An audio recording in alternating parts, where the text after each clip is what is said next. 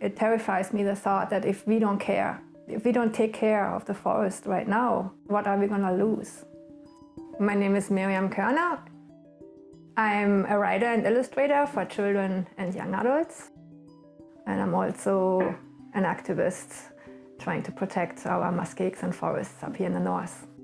So I always felt kind of drawn to the muskeg. It's like a sanctum where nature is left to do what nature does. And when I'm hearing this place is threatened by development, the first thing I think about is the caribou, the woodland caribou that are endangered and that are living here in this area.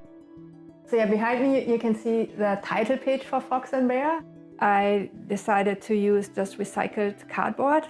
I made the book is because I was really upset about the clear cuts that were happening all around me. I love the forest and I spend a lot of time in the forest with my dogs in wintertime, with my canoe in the summertime. And I have so much appreciation for what the forest provides for us. And when I saw that being destroyed, I was really upset.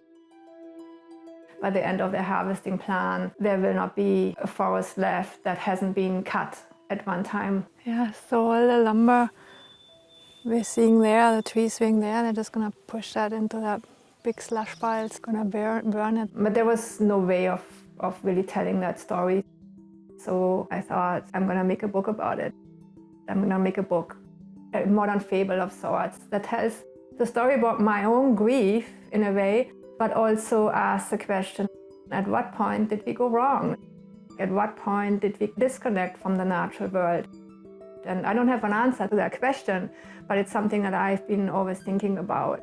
When in history did we move away from appreciating what the forest provides for us to seeing it as a resource to be extracted? The disconnect is a lot further away in history, while in indigenous cultures, it's very recent with colonization.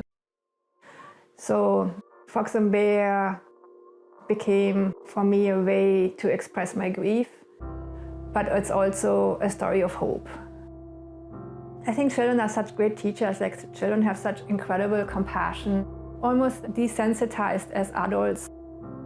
At the beginning of the book, Fox and Bear just go out in the forest and gather what there's to gather and hunt what there's to hunt. And Bear loves picking berries and Fox loves hunting eggs, and life is pretty good. Humans we are always striving for the one thing that nature isn't willing to give: convenience. One day Fox decides he's going to make life more productive and efficient. As Fox becomes industrious and starts cutting down trees to, fire his steam engines so that he can water, that he can, run his irrigation system and all the little things he does to be more convenient. Eventually, they cut down the tree with the ravens, and the ravens die. But then as the cycle comes to an end, it starts exactly at page 1. You can actually see the stumps still that were left from the trees that were on the first page. Makes Bear so tired in the end that he just goes back. And I think back to the beginning, where he just goes into the forest and Fox asks, "What are you going to do there?" And he will say, "I'm going to hunt what there's to hunt and gather what there's to gather."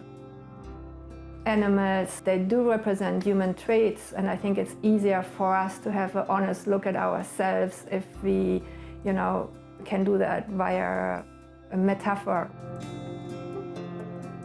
Coming up here and living here, I realized colonization in some areas, that's only a couple hundred years ago, where people were able to live off the land. I do want that it raises questions, and I do want that it starts discussions. And I do want us to think like children. Why can't we stop this? We created all this. Why can't we create something new that brings us back into a relation with the natural world?